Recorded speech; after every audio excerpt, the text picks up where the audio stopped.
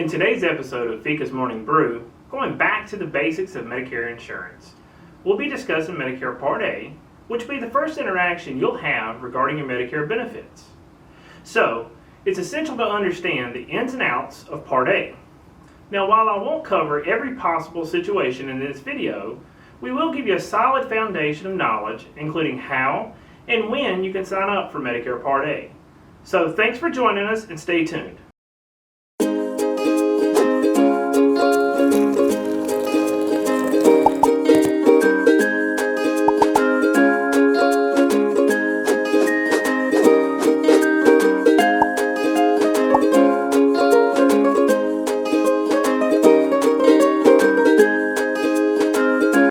Good morning, I'm Chris Johnson, founder and president of the Fika Insurance Group. I'm a licensed professional in the insurance industry and have been helping people just like you for over 10 years. The Fika Morning Brew video series is created to help consumers just like yourself better understand and navigate the world of insurance. So, if you haven't subscribed yet, please do so to help support and grow our channel. You can also feel free to hit the like button below. Additionally, at Fika, we love to hear your thoughts. And so be sure to send us your comments and leave your questions below and we'll answer them accordingly.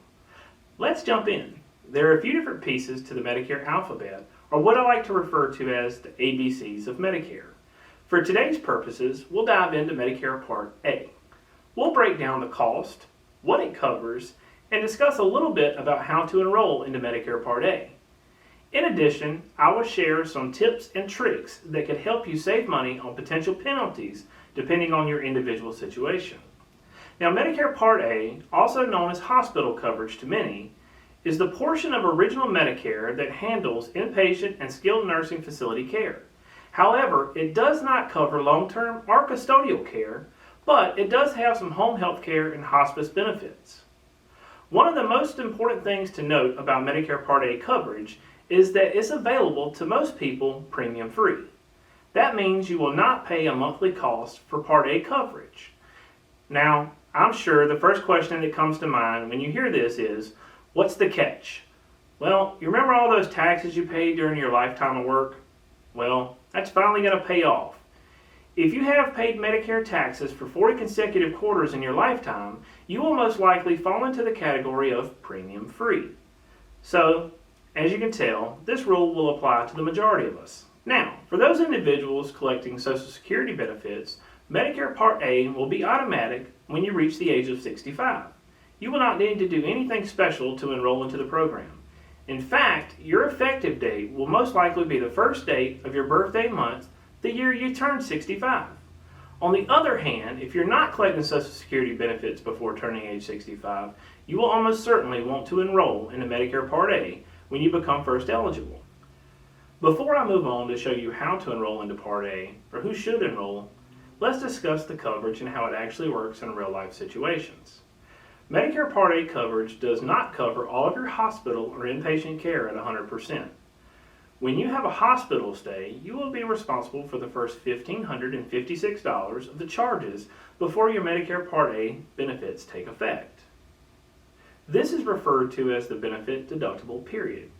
It starts over every 60 days that you're not in an inpatient setting.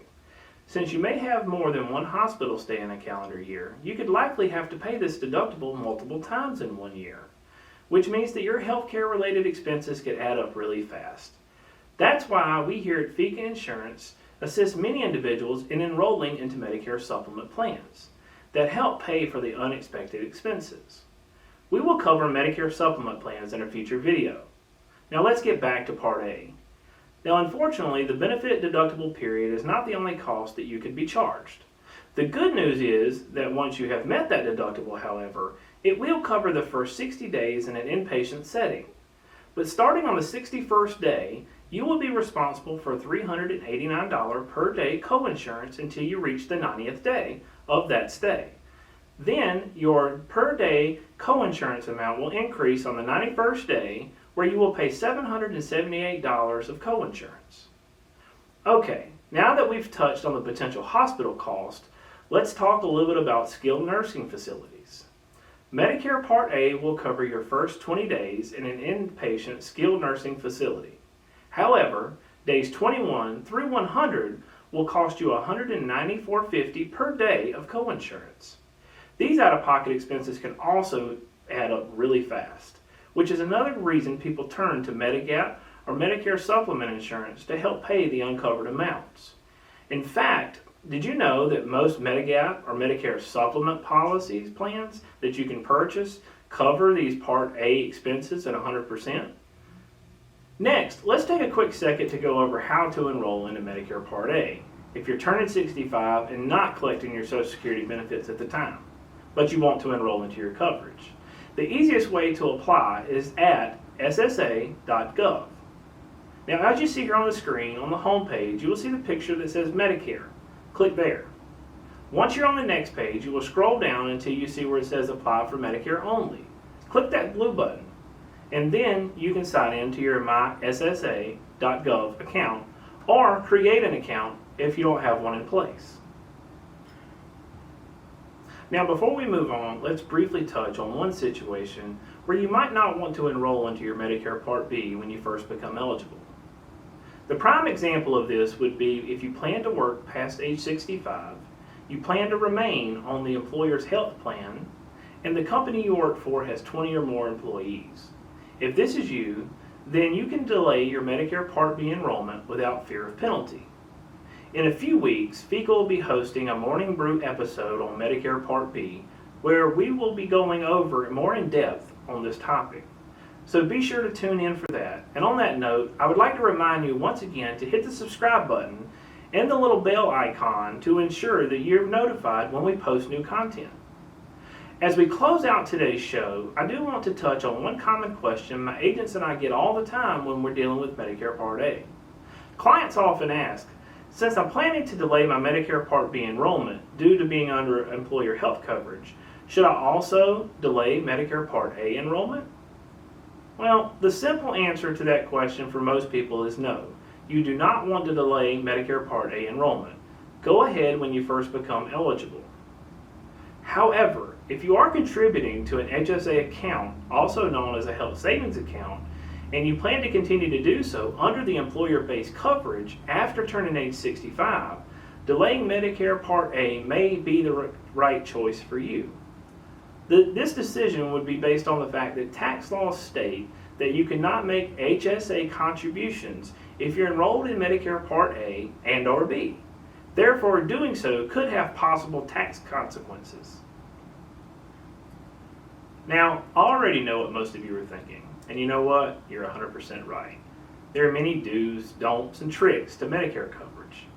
It can be quite overwhelming. But rest assured that my team and I here at Fika Insurance Group are happy to help you simplify the entire process. As an independent insurance agency, we are licensed and appointed with all the top insurance companies. And the best part about our services is they're no cost to you. So please don't hesitate to give us a call at 864-397-8866. Drop us an email at medicare@fikainsurance.com or leave us your questions below and we'll be sure to respond. Thanks again for watching, and I hope you learned a little bit more about Medicare Part A. Until next time, grab that cup of coffee, relax and enjoy life with your friends, knowing that Fika Insurance has you covered.